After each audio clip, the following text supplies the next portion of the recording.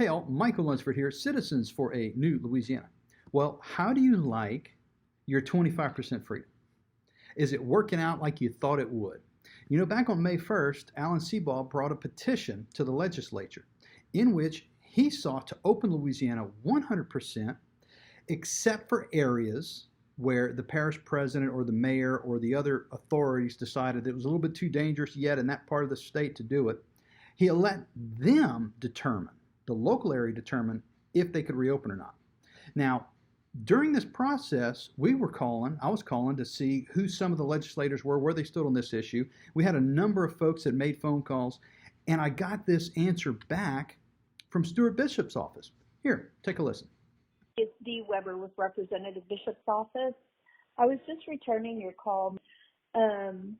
He is not going to sign Alan Seabaugh's petition to open up the government because it would completely override Governor Edwards' ability to call a national emergency in the event of a hurricane or other natural disaster, and it would eliminate federal funds coming into our state. So here are two talking points, and we're going to take them one at a time. Talking point number one is if the Seabaugh petition is signed, then the governor can't declare a state of emergency during a hurricane. So, you know, they tell you this stuff because it sounds like it could be true, and a lot of people believe it, and they don't bother to look it up for themselves. But you know what? I look up everything. So I have right here the Seabaugh petition. I'm going to read you a pertinent part of this. We're going to leave out some of the legal mumbo jumbo because it's just for backup. But let me read through this, and I'll post the link to this, the whole document, so you can read it yourself. Now, we, the undersigned members of the House of Representatives, in consultation with the Public Health Authority, do hereby terminate the state of emergency due to the threat posed by COVID-19 declared by the governor by proclamation number, and it lists all the proclamation numbers and extensions.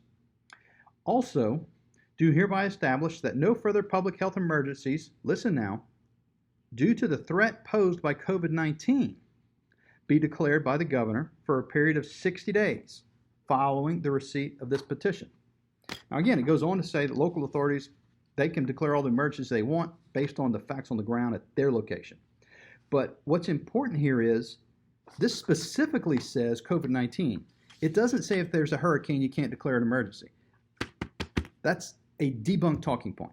Talking point number two, that the federal funding will be lost if we terminate this emergency order.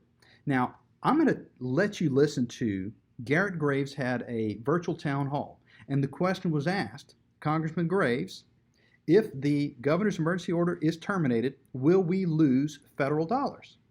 Listen to his answer. That's ridiculous, and that is fear-mongering that people are out there saying that if the legislature does this, we're going to lose federal funds. It's fear-mongering. Could you design a process to stop federal funds? Yeah, probably. But I've spoken to FEMA, SBA, and others, and so there you have it. Talking point number two has been obliterated by a U.S. congressman. That's it. There are no more talking points. So I would assume, based on this information, this new information, that Stuart Bishop is going to sign the Seabaugh petition. So instead of you being 25% free, you'll be 100% free. Now, let me tell you why that's not going to happen. Number one, the Gang of 23, which Stuart is a member of, in fact, I understand he controls about 8 votes in the Acadiana delegation, which voted for John Bell Edwards' Speaker candidate. And that's who we have as Speaker of the House now. The 44 other Republicans voted for the conservative Speaker, and they've kind of been brushed aside, and they don't have any committee assignments. They have no power. Instead, the Democrats have all the power. 2/3 of the legislature is controlled by the Republicans, and yet the Democrats are in charge. How does that work? The Gang of 23, the 8 votes controlled by Stuart Bishop. Got him there. If you take those 8 votes, you add it to the 44, that's the 53 you need. You are right there. And we would have had a conservative speaker. We would have been able to overturn the governor's emergency order and be 100% free today. But instead, you're 25% free for 3 weeks, maybe longer. We'll see.